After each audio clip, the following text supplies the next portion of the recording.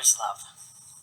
Along the journey, I'll share an African proverb, the wisdom of a psalm, the power of Google, and an unforgettable trip to Vegas. All in 12 minutes. Let's see if we can make it. My mother was one of 7 children. She grew up poor in inner city Baltimore, the eldest female child. 2 of her siblings were sight impaired, and their father passed when she was very young. This left her mother, my grandmother, to raise a family on what she could earn cleaning houses. They were cold, they knew hunger, and they struggled. And it didn't leave a lot of resources for my mother to go to college. And this was hard because she was smart, confident, and ambitious. She was a great student and an athlete.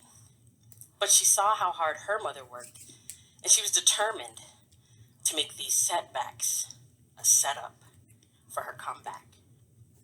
She went on to put herself through secretary school, met my father, raised 3 kids, and eventually she graduated from college, cum laude, the same year that I did.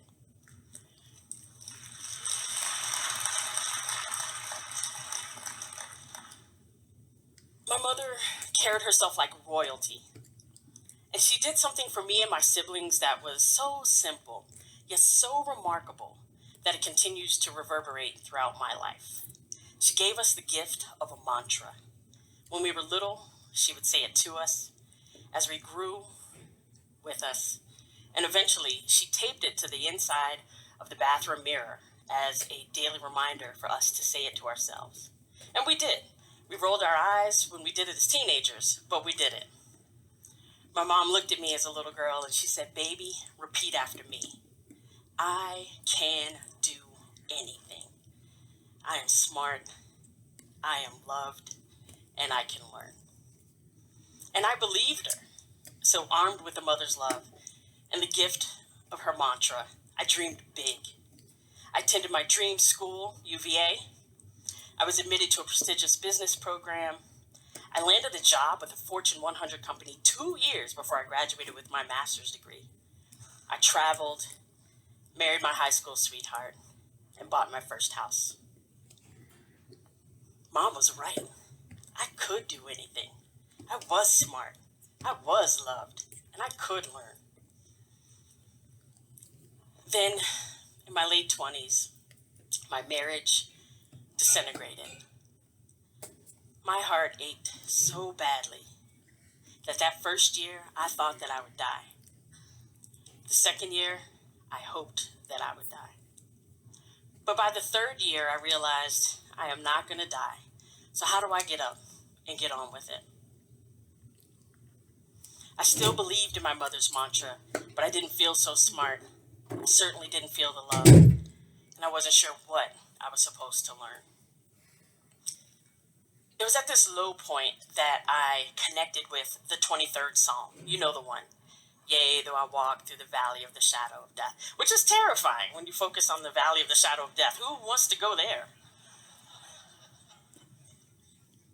But when I stepped back and I focused on, "Yea, though I walk," I realized I wasn't supposed to pitch a tent. I wasn't supposed to set up shop here.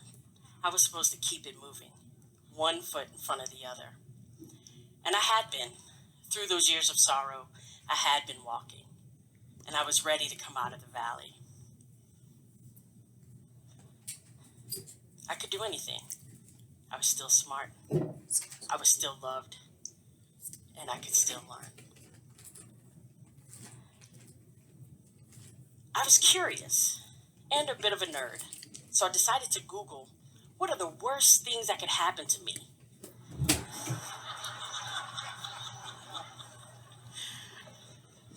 And I came across the work of 2 psychiatrists, Holmes and Ray. And in the 60s and 70s, they did a series of studies that linked illness to stress. And in 1967, they published a study that basically looked at 43 unique life stressors. And I've taken the liberty of boiling these down to what I like to call the 6 worst days of your life. They are the death of a spouse or loved one, divorce or separation, imprisonment, the change in personal health or personal injury, a change in financial state or loss of a job, and finally, the the change in health of a loved one. And this actually helped me a lot for three reasons. The first was I realized that in 30 years, I'd only experienced one worst day of my life. And the second, it really hammered home that at any given moment in time, all of us are going into, going through, or coming out of something.